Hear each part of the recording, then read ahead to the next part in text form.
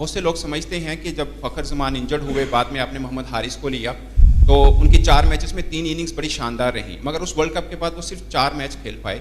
अब वो टीम का हिस्सा नहीं है। बहुत से लोग समझते हैं कि शायद उनके साथ ज़्यादती है। आप चूँकि सिलेक्टर भी हैं, कप्तान भी हैं, आपको उनके बारे में आपकी क्या राय है? इसी तरह ही आमिर जमान ने बड़ी अच्छी इनिंग खेली सिडनी के अंदर, और पाकिस्तान टीम वाहिद टीम है बड़ी टीमों में जिनके पास एक भी फास्ट बॉलर ऑलराउंडर नहीं है। तो ऐसा लग रहा है कि फिट आमिर जमाल से इंजर्ड हारिस रऊफ ज़्यादा बेहतर है। देखें, आप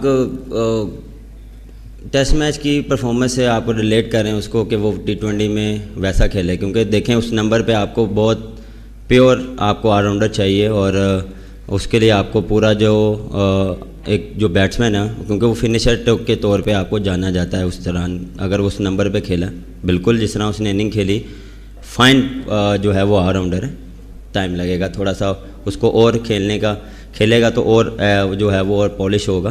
तो उसमें हमने इस पे बिल्कुल डिस्कशन की थी, काफ़ी देर हमने इस पे बात की, डिबेट की, लेकिन हमने जो बेस्ट जो टीम के लिए था वो हमने उस पर डिसाइड किया। और जहाँ तक रही आपने बात की हारिस रऊफ की, और देखें हारिस रऊफ का जो मोहम्मद हारिस नहीं, वो आपने रिलेट किया ना, जी रिलेट किया आपने मोहम्मद हारिस रऊफ के साथ उसकी फ़िटनेस पे।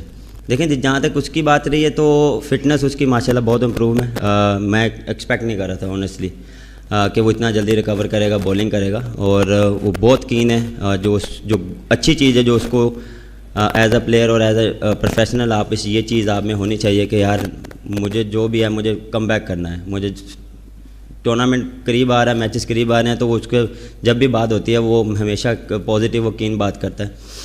तो ये चीज़ें मुझे चाहिए एज अ प्लेयर और एज अ स्पोर्ट्समैन।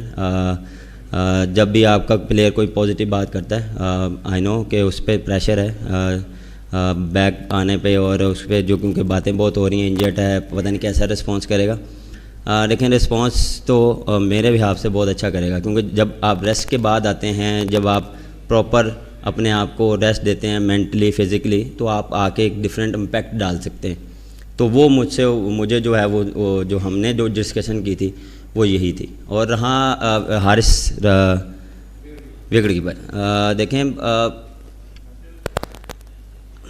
देखें उस दौरान जब थे वर्ल्ड कप के बाद जो अपॉर्चुनिटी बिल्कुल उसको वैसी नहीं मिली, लेकिन नंबर जो था उसका वो जो टॉप ऑर्डर का था।